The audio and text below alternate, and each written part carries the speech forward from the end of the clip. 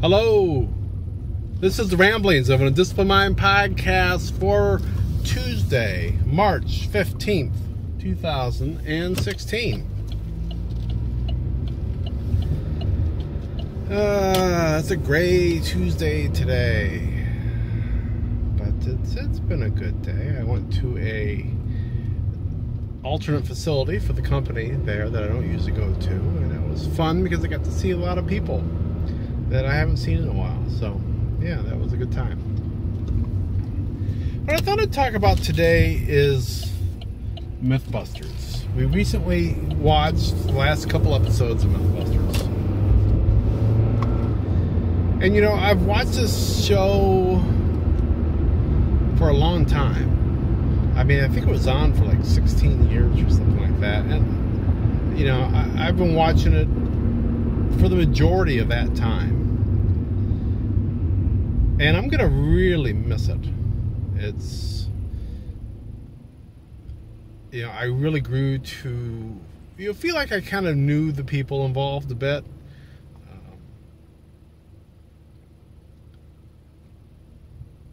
And they've done some really interesting things, and things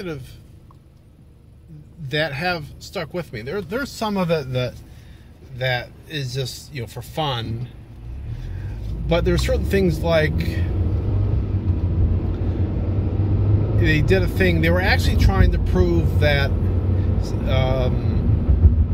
that the toilet seat was like the dirtiest place in the house, and they were actually doing it at MI5 there, which is the production company that, or the special effects company that Jamie runs.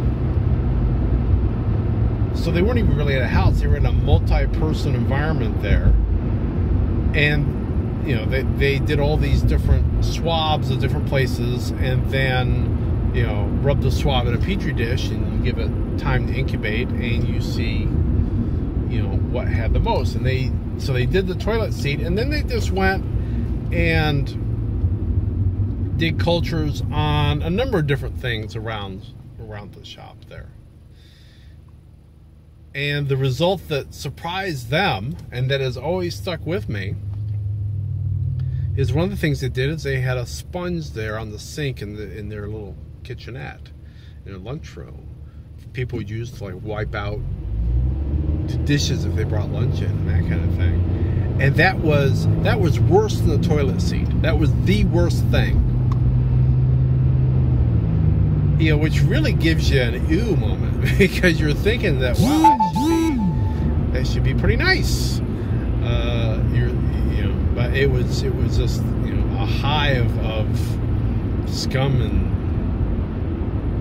geometry to warp a Star Wars quote. It was really nasty. And you know, so to this day, like at work, I won't use any of the communal cleaning equipment. You know, like right now, they don't have a sponge, but they have one of these you know, bottle brushes you can use for brushes you can use for wiping out your coffee mug or something like that. I won't use it.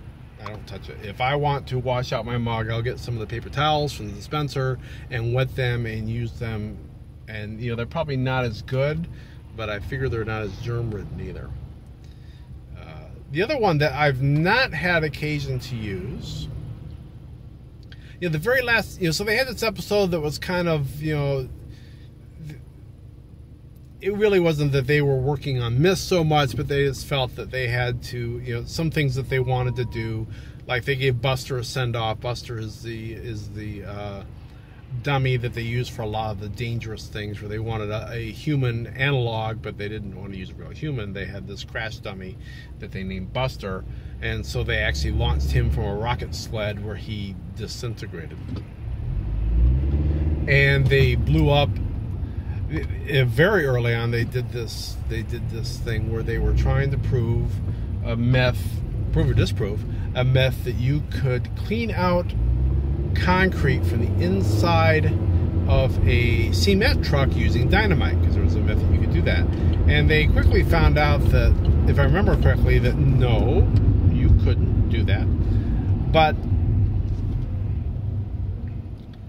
just for fun, You know, they're like, well, you know, at the end of it, this one of the things that kind of started the big explosions. They loaded a bunch of explosives in the back of this thing, and they blew that truck to hell.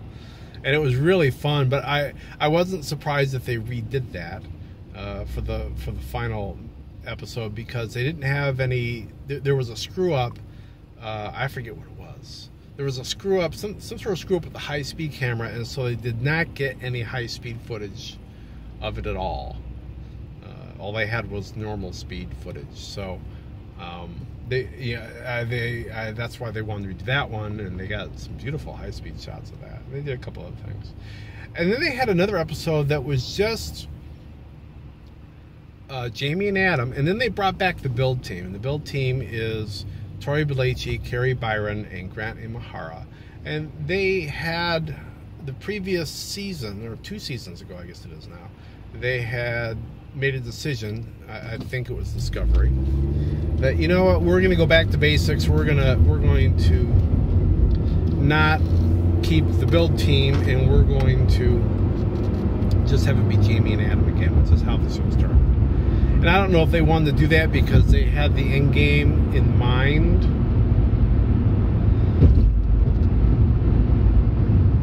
But, you know, it was rather upsetting. I think there were a lot of fans that were upset because, you know, I can speak for myself. I got to the point where I almost enjoyed what they were doing more so than the main two. And so it was rather sad for me that they were no longer on there. So they brought them back to kind of do a little round table episode, talk about, you know, what's your favorite episode, what's your least favorite, what's the most disgusting thing you did, all that kind of stuff. And one of the things, and they would have these little snippets by people, you know, they had President Obama left a snippet, but one of them was from this woman that was in, I forget where she was from, and they were watchers of Mythbusters. And something happened. They had a patch of ice. It was like this woman and her young child. And she remembered, so they hit a patch of ice, and they skidded off the road and into the water, and the car sank. And she's trying to open the door, and the door won't open. And she recalled they did a couple episodes on this, actually. But they found out that if you can hold your breath and not panic, this is kind of the key. If you can not panic and let your car fill up with water. So you got to hold your breath for a little bit, nothing, you know, inhuman. Because you stay obviously in the air as long as you can, but once the car fills up enough that there's water on the inside of the door as well as the outside of the door, the pressure equalizes and you can open the door. Before then, you can't open the door because the pressure of the water outside is so much greater than the inside. And, you know, so that's the lesson that I've taken away from the show. You know, if I ever get into that situation, hopefully I will remember it. Well, this woman got in that situation, and she's trying to open the door, and it's not working. And, you know, the kid's in the back crying, and she's like, we're going to die. And then she remembered. Oh no, I need to, you know, based on watching Mythbusters, she's like, I need to let the water come in, and they both got out. They both got out fine. And, you know, she said right in the video, if it hadn't been for that, you know, they wouldn't be there. They would have both died because there was no way they could get out. They didn't have anything to break the glass. And while you can get things to break the glass, the reality is you don't need it. So it was a great show. They're going to be in reruns for a while. They had an announcement there that they're going to be on the Science Channel, which we actually don't get. Not that I'm terribly interested in you know, watching all the reruns again. If I'm flipping around and they're on, I might do that. There's also like a Secret/Lost episode that's supposed to be on there. So I want to look for that. I haven't found it yet. I looked once, but might be out now. So anyway, that's what I was thinking about. You know, it was a good show. It was a fun show. They did a lot of varied things, and they tried to be scientific in their methods, and And it was a show that had a really lasting impact, I think. A pretty important show, so more so than some. So I'm going to miss it. One less show to watch. Anyway, I'm going to let that be that for today. I will be back tomorrow, and I'll be talking to you then. So, be seeing you.